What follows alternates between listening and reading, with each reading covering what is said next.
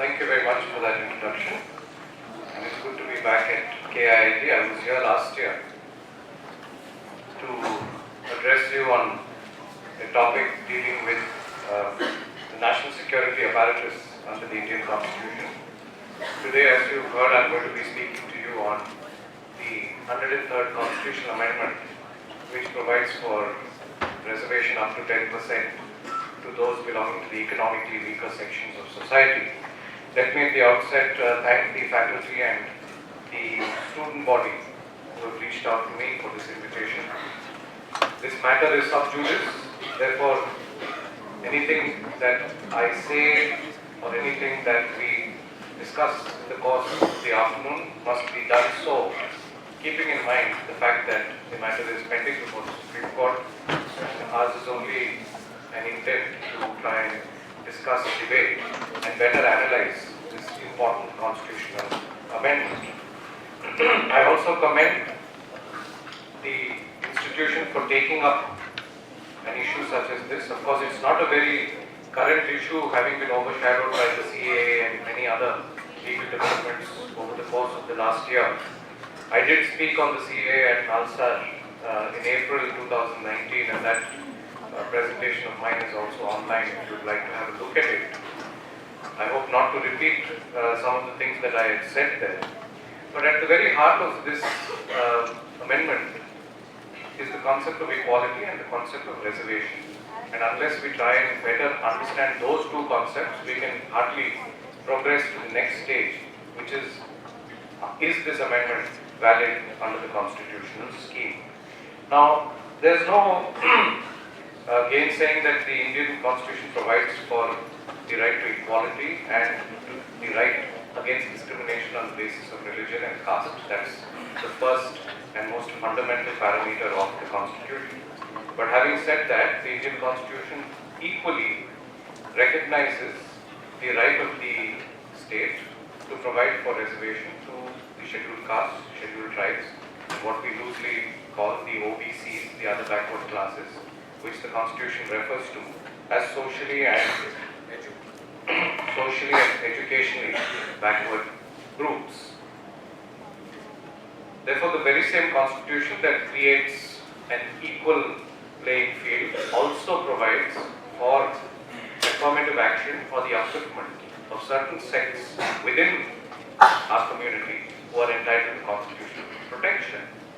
In fact, it is made incumbent upon the state by virtue of a directive principle of state policy that such protection be given to the weaker sections of society. I believe we've already had a session on reservation, therefore I will not spend too much time on the general doctrine.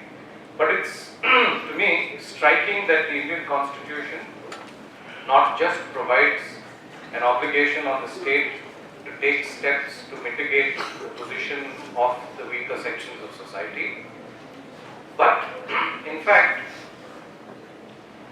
abolishes untouchability, as you are aware, under Article 17, and also under Article 15(2) provides for unhindered access to public places and the usage of wells, places of worship, etc.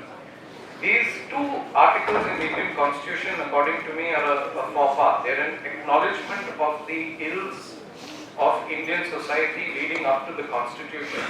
So much so that we require to codify it within the constitutional framework. When the Indian Constitution says that untouchability shall stand abolished, and stand abolished with effect from the coming into force of the Constitution, which is 26th January, you will be celebrating Republic Day shortly, 26th January 1950. Does that not tacitly then concede that the practice of untouchability in fact was a reality in Indian society? It's akin to, let us say, the South African Constitution saying that apartheid shall no longer be lawful. The corollary or the logical conclusion to a provision of that sort is that apartheid was indeed practiced and deemed to be legal, maybe not strictly legal, but deemed to be accepted, socially accepted up until the coming into force of the Constitution. So therefore, friends, let me say to you that the Indian Constitution in no uncertain terms recognizes the existence of gross inequality within our society, and it's with a view to course correct generational inequities and inequalities that you have on the one hand the concepts of, if I may say, Western equality, and equally the concepts of affirmative action and reservation that provide for a balancing act to make good the injustices of the past. Now, having said that, let me come to the amendment in question. Look, EWS as a category of reservation may be new in the sense that it provides for the first time for reservation based solely on economic criteria. But that's not to say that newer forms of reservation are alien to the Indian Constitution. Let's not be under the misconception that reservation under the Indian Constitution is confined only to, say, scheduled castes or scheduled tribes or OBCs. Those are, of course, certain species of reservation that the Constitution recognizes. But along the way, we have also recognized other forms of reservation. If you look at the provision of Article 371J, which is a constitutional amendment that came about quite recently, it's a special provision for North Karnataka, what we call Hyderabad, Karnataka, the state that I come from. And keeping in mind the backwardness of that region, a constitutional amendment has been brought about to provide regional representation in public offices to people belonging to that area. Is that not a form of reservation? Is not reservation for women a form of reservation? Is not the right to education a form of reservation in education for children from economically backward groups? So these are different facets or different species of reservation, and one may, as you proceed or progress as a constitutional democracy, find concepts of reservation being revisited from time to time, and revisited to take into account societal needs. There has been a debate that the very need for reservation ought to have been time-bound. Whether that time has come or not is a question of much larger consequence and debate. But you may find that we've introduced reservation in the Constitution for, let's say, the LGBT community. Up until some years ago, homosexuality was deemed to be an offense. Today, Section 377, as you know, has been read down by the Supreme Court to decriminalize consenting adults in private. So there are newer social constructs that are emerging, and it always remains open to the state, and in fact a responsible state must rise to the occasion and recognize the rights of those groups that stand excluded or ousted from the larger pie of a constitutional democracy. And that is the power of amendment that the Indian Constitution grants to Parliament.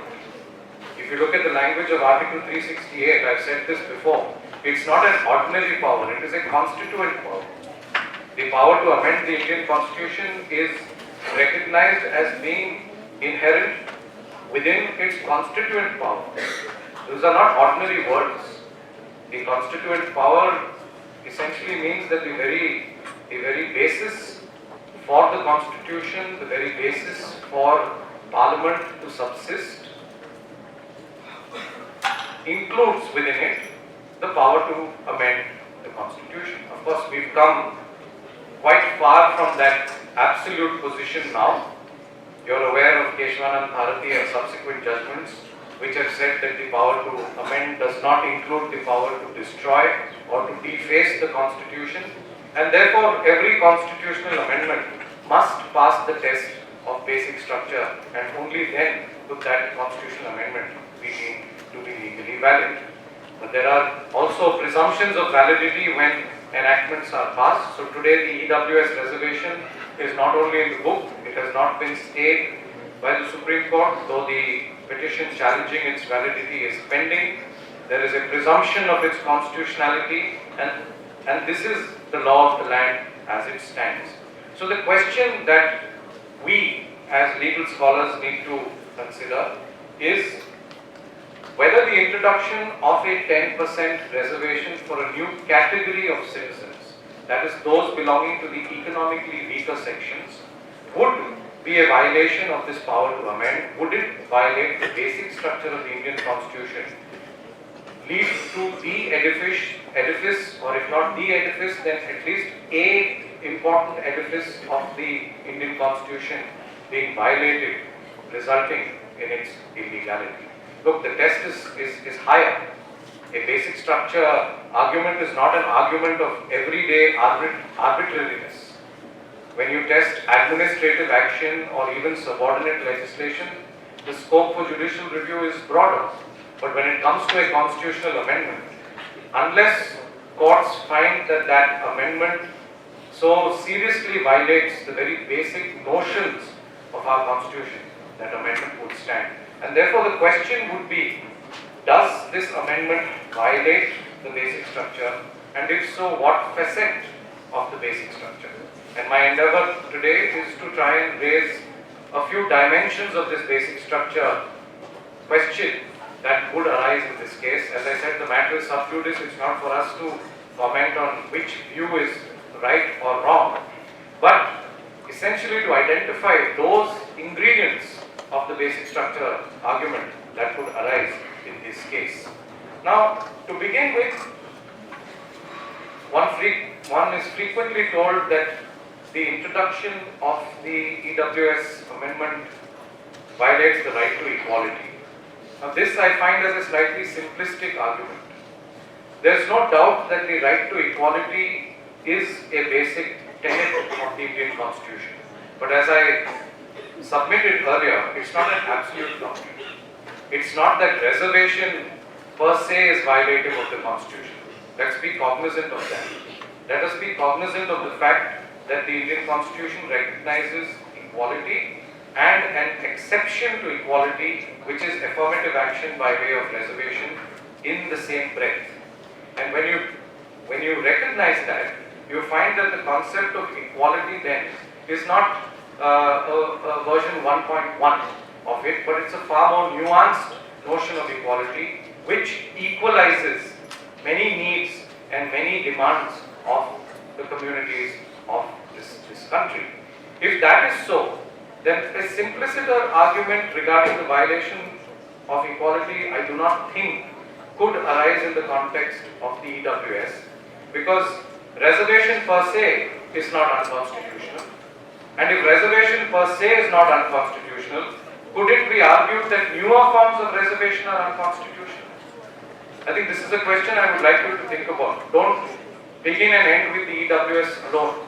Think about potentially newer forms of reservation emerging over the years, and then test the doctrine and say, what would a progressive and a liberal constitution want?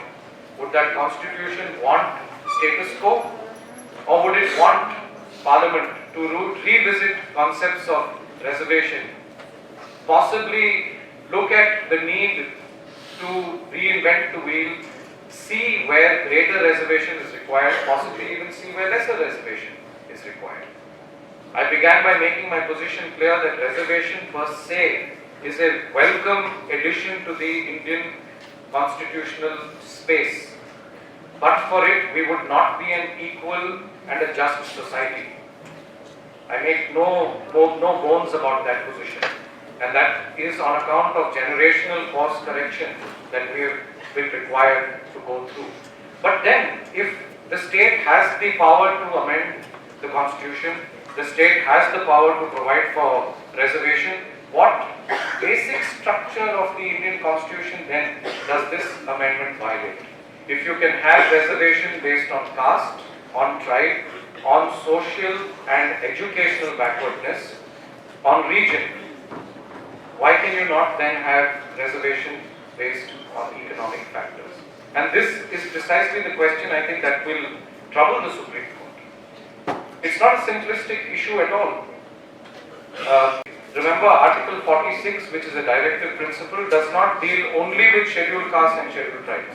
If you look at the language of Article 46, it contemplates the protection of weaker sections of society, including scheduled castes and scheduled tribes. So therefore, Article 46 also recognizes that there could be weaker sections outside of scheduled castes outside of scheduled tribe, which may require the protection of the Indian Constitution. And as to what segment of society requires that protection, I think first and foremost is not a matter for courts to decide, it is a matter for the state to decide. You would of course expect that a responsible state decides this question responsibly. I am not here to condone vote bank politics, I am not here to condone off-the-cuff reservation based on parochial interests. But constitutionally, and we are talking here about not an executive action, we are not talking here about even a statutory action. There has been so much debate around the CAA, but the CAA, remember, is a statutory act. It is an amendment to the Citizenship Act. It is not a constitutional amendment. But the 103rd Amendment is an amendment to the Constitution brought about by Parliament, no less.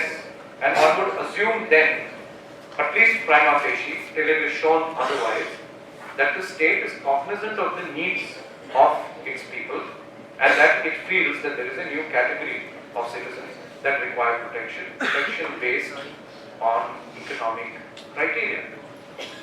So from an Article 14 perspective, it may be simplistic then to argue that this is per se a violation of the right to equality.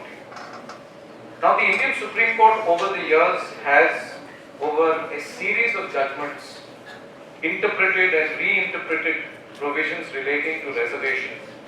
And we've arrived at a situation now where the Constitution provides the basic parameters for reservation, and then judgments of the Indian Supreme Court, especially in Indrasani and Nagaraj, and more recently in Jarnail Singh, lay down the parameters of that reservation, lay down the method and manner in which that reservation is to be implemented, and importantly, friends, lay down exceptions to the rule. Let me give you a ready example, which is the creamy layer doctrine. The Indian Constitution nowhere refers to a creamy layer, right? The Indian Constitution provides for the right of the state to provide for reservation. It does not carve out an exception saying that a creamy layer shall be excluded. But interestingly, through a process of court-made law, so as to sustain reservation and equally make it equitable, the Supreme Court arrived at this exception of the creamy layer in respect of the OBCs to say that if you are providing reservation to those who are socially and educationally backward, then the presumption is that those who are economically forward within those groups do not deserve reservation. It's an important point. It's an important point because at the heart of equality and reservation is the need for fair reservation. Let me be very clear on this. Providing reservation to undeserving groups violates equality. Providing reservation to undeserving groups frustrates the very idea of reservation, because the moment undeserving segments of society are sponging off that reservation, the real deserving categories of people are willy-nilly losing out. Because remember, reservation is not absolute. I mentioned to you the creamy layer doctrine. There is an equal doctrine, if you will, that the Supreme Court has laid down, which is of 50%. Supreme Court has said ordinarily reservation net should not exceed 50%. Again, the Indian Constitution nowhere says this. The Indian Constitution nowhere contemplates a concept of 50% cut-off. But these doctrines exist. So let me begin with the creamy layer doctrine. What does the creamy layer doctrine seek to do? It seeks to say that when there is a group within the OBCs that belongs to an economically well-off category, then reservation ought to be excluded insofar as that group is concerned. And how do you arrive at this creamy layer? You arrive at creamy layer basically based on economic criteria, isn't it? How do you say somebody belongs to the creamy layer? You can't make a subjective assessment saying, I feel that somebody belongs to a creamy layer. No. Your scheduled caste, your scheduled tribes and your OBC groups are set in stone. There are presidential orders issued which list out who these groups are. So ordinarily reservation must follow in their favor. But when it comes to OBCs, the additional test that the Supreme Court has laid down is within those groups, please see if that individual belongs to a family whose net income is beyond a particular cutoff, and that is left to the states to decide. See if that family owns land or owns residential property, and if so, then remove them from the scope of reservation. And that has been done. That has been done by the states. Most states have a cutoff of 8 lakhs as the annual income and have other criteria on holding of agricultural land or a residential apartment, etc. But what's important to me here is that this is essentially a creamy layer bifurcation that is being made on the basis of economic criteria. So if economic criteria can be used to refuse reservation to those who don't deserve it, why cannot economic criteria be used to grant reservation to those who do deserve it? And according to me, that is the central question that arises in the context of the EWS. I'm speaking to you here conceptually. If you watch my talk that I gave at Nalsar, my position on the procedure that was followed to arrive at this amendment was different. I was quite critical of the manner in which this amendment was brought, the lack of debate, the role of the opposition, the possibility of it being motivated. I'm keeping those aspects aside. I'm not here to give a certificate to a law, but I'm trying to test it conceptually. And if you test it conceptually, if the creamy layer is being excluded in one category, it is being recognized in another. And what does EWS say? EWS says this up to 10% reservation will be available to those who do not belong to SC, ST and OBC because they already have reservations. So you're looking at other groups who are not otherwise scheduled caste, who are not otherwise scheduled tribe, who are not otherwise socially and educationally backward, but are economically backward.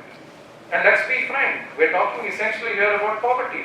We're talking here about the poorer people in India who do not today have the protection of reservation. And you are then saying, let me introduce a new form of reservation up to 10% and grant protection. And interestingly, you will find that the office memorandums that have been issued pursuant to the amendment use almost the same cutoff as the creamy layer.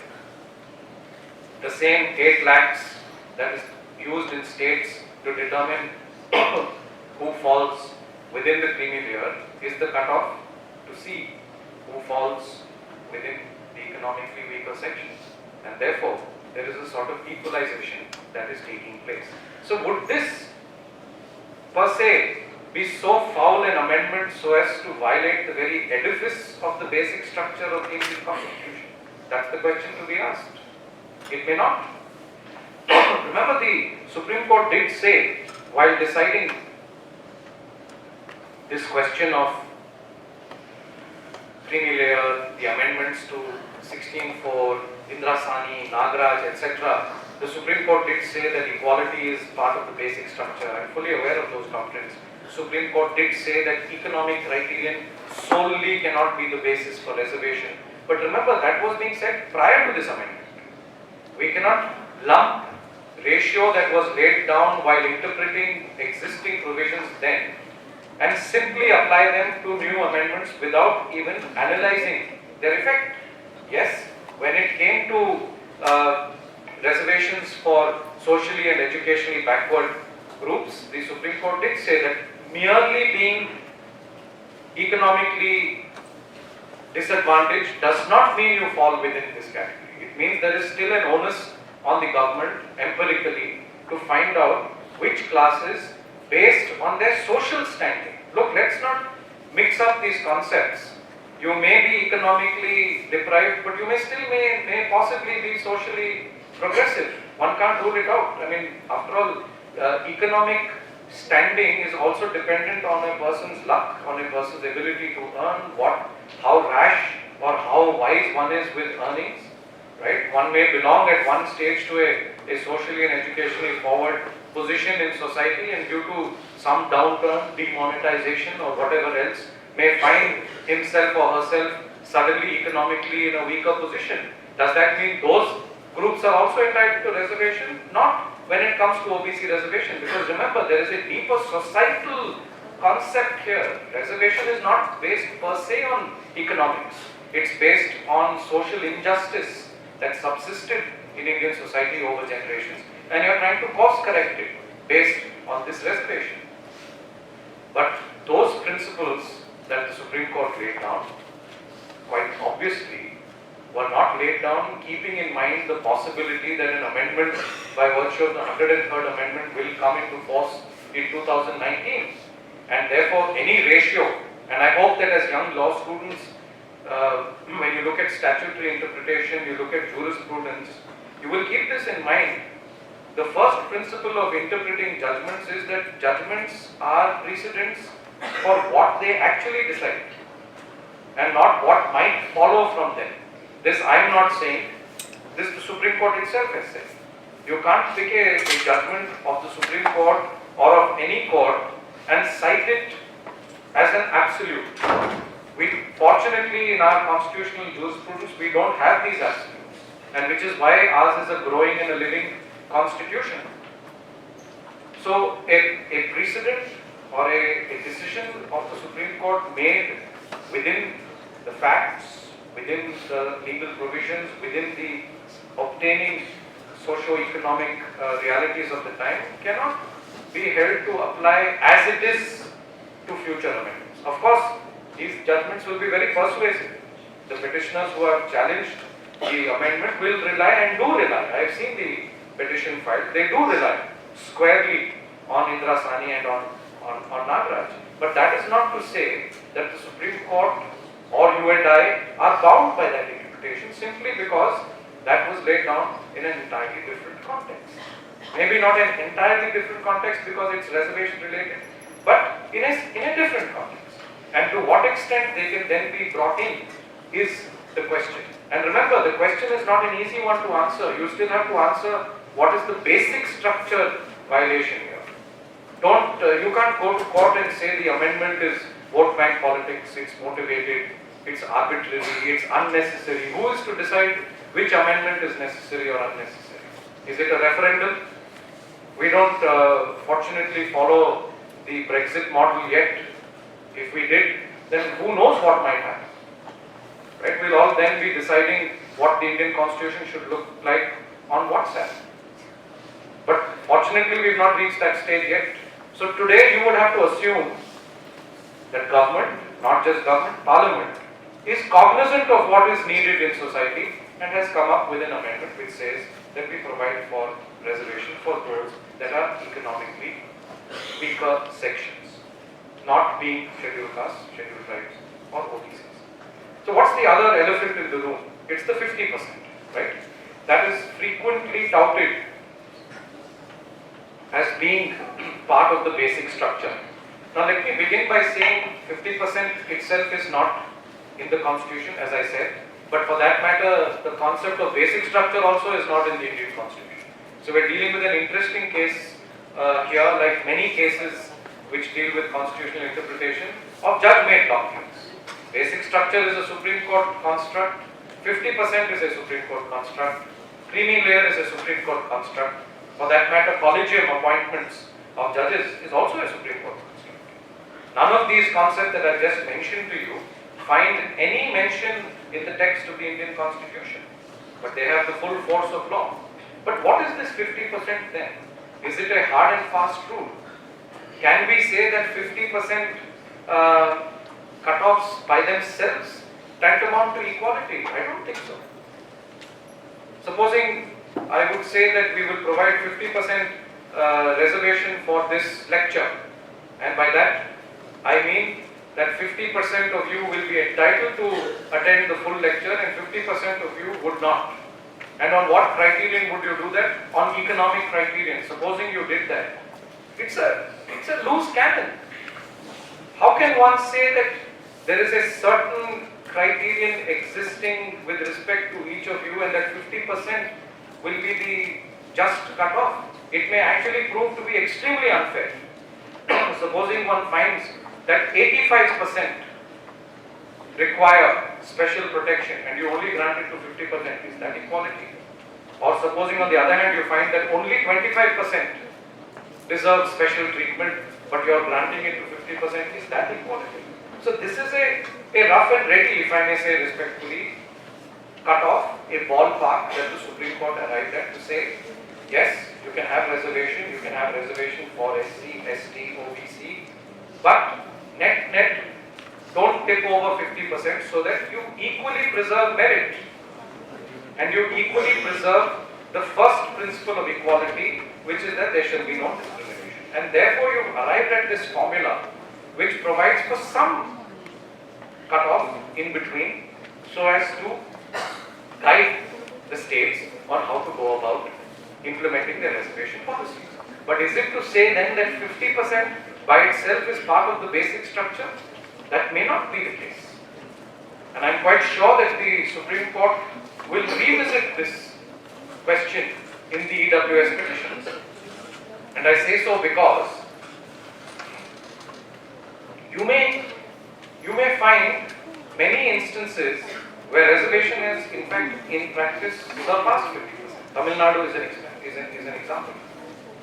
Reservation there in some institutions and even in public employment goes as high as 79%. And even there the Supreme Court has said by succeeding orders that per se that does not become illegal, but the state has a duty or an onus to show on the basis of empirical data that there was a need to transgress this 50% cutoff. After all, the needs of a particular state may differ. Orissa may require greater reservation because it has a greater tribal community. Chhattisgarh may require it so. Maybe some other state does not. I am not an expert on those sociological issues. I am just giving you those examples. But we can't say that in every state in India, a clean cut at 50% by itself will mean equality. Because on both principles, according to me, if you test it empirically on the ground, you may find that the situation is otherwise. And therefore, even this 50% cutoff that one is talking about was a doctrine that the Supreme Court arrived at within the circumstances of those cases. Nagaraj, of course, was a case dealing with constitutional amendment. Indira Sani's was a case dealing with the executive orders, decided, no doubt, in the context of reservation, laid down as a balancing act. And you have to commend the courts for arriving at this balancing act. It's very easy to strike something down. You simply strike down a law and revert to status quo ante. That's not benefiting anyone. In fact, good decision making is trying to read down laws or trying to save laws or trying to work laws to the extent that you can within the constitution, and of course in cases where you find them to be completely violative of the law, they have to go. And one example of that is the NJAC, right? We're talking about a basic structure violation, which is the most recent illustration you can find, where the Supreme Court found a constitutional amendment to be violative of the basic structure. It's the NJAC judgment.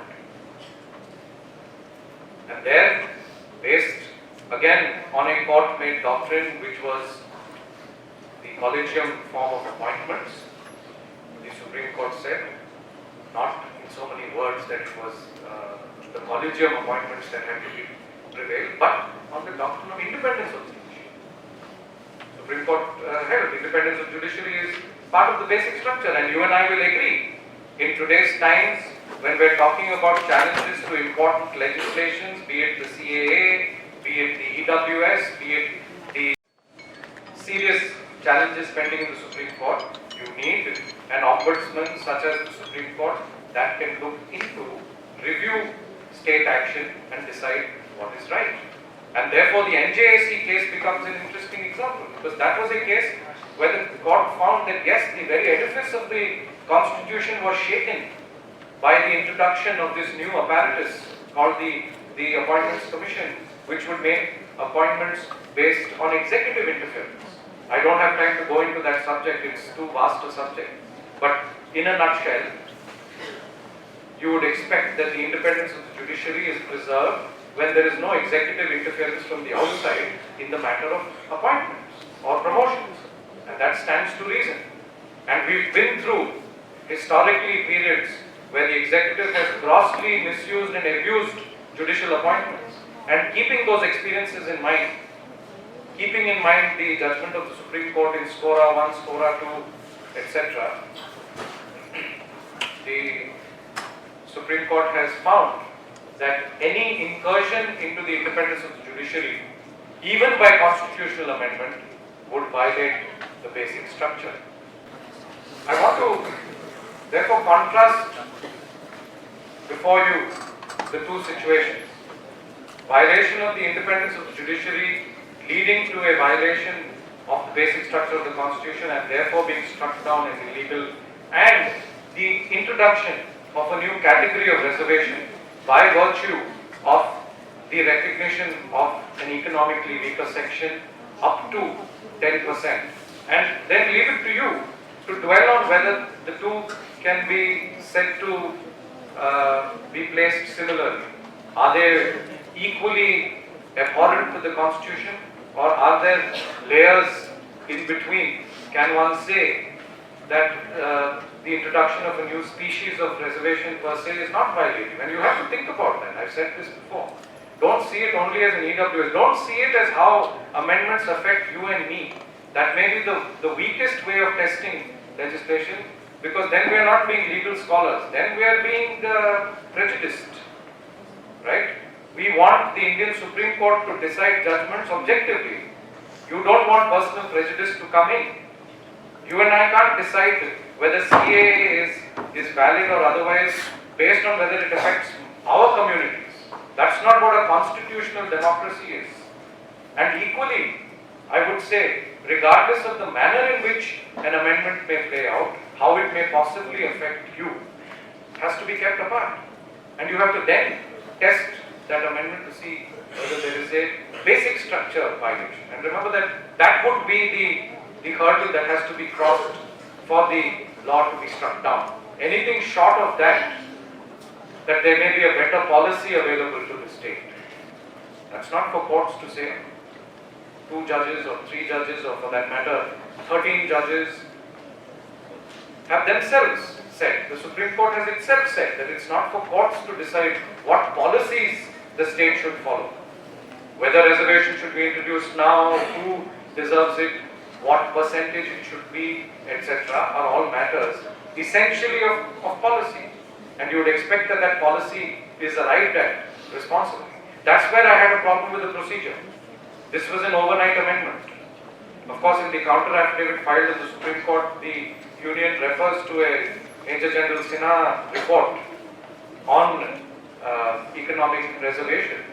But I still wonder what was the quality of debate that took place in Parliament around this. Right? If you recall, it was almost non-existent. What considerations did the political leaders have? And here I've been quite harsh on the opposition. Many opposition spokespersons publicly said that in their opinion this amendment was unconstitutional, but they still voted in its favor. I find it quite difficult to adjust to that position. How can you say both? If you feel as a responsible member of Parliament that an amendment to the Constitution is unconstitutional, your vote has to be against it.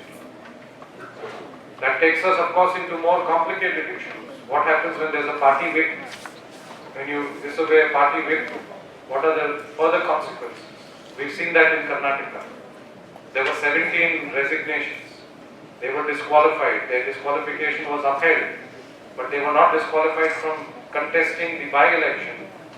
Most of them won. Many of them have come back as ministers. That is the play of Indian democracy. And we can talk about it. Maybe we can talk about it in the interactive session. But I want to revert to the fundamental question which we have to think about. At least for me, that is paramount. I'm not a political person and my knowledge of working politics is extremely limited. But I would try, as a scholar of the law, at least to try and get to the crux of these issues and see whether you and I like a law. I've been asked this question, do you like EWS, do you like CAA? It's not a question of like. My personal views, my comfort with them have to be slightly apart. But in Parliament, when a law is voted in, as I said, there's a presumption of constitutionality. Why is that? That's a very important doctrine again, statutory interpretation, jurisprudence. Any law is presumed to be lawful until and unless it is shown otherwise. This is not a casual position. It presupposes that those making legislation, those making constitutional amendments, exercising Article 368 constituent power, are acting in a manner becoming of that amendment as well. That there has been debate, that there have been parliamentary committees, there has been honest and thorough reflection on the need for such legislation, that such legislation is indeed constitutionally right and constitutionally moral, and then you make the law. I leave that open. But as it stands, there's a presumption. And today the Supreme Court has not stayed the EWS, as I said. The matter has been reserved for orders on whether it needs to be referred to a larger bench. And the law is in force. All states have not implemented it, but many states have indeed issued OMs or office memoranda setting out the criteria to implement it. I think Orissa is one of them. And the Union has also taken a state before the a position before the Supreme Court that this is a matter that is left to the states to implement. And therefore I will conclude, friends, by saying that these are the parameters on which the Supreme Court would be called upon to carry out a rather unenviable job of deciding the validity of these acts. It's very easy for us to be armchair Supreme Court judges, aisa karna chahiye, waisa karna chahiye, that's fine. But when you're in a position of power, you're required to weigh many criteria. And in the last 3 or 4 months, I've almost on a weekly basis been engaging with young law students on very cryptic constitutional doctrines, Sabrimala, 370, CAA, the Babri Masjid judgment, which by itself may not be a constitutional issue, but it's still a judgment of very far-reaching proportion. And in each of those, regardless of personal positions on those matters, you will find that there are so many nuanced principles of law that the courts have to go into. It's not an easy job. And therefore, my concluding comment would be that I would like to see the Supreme Court decide these matters sooner rather than later.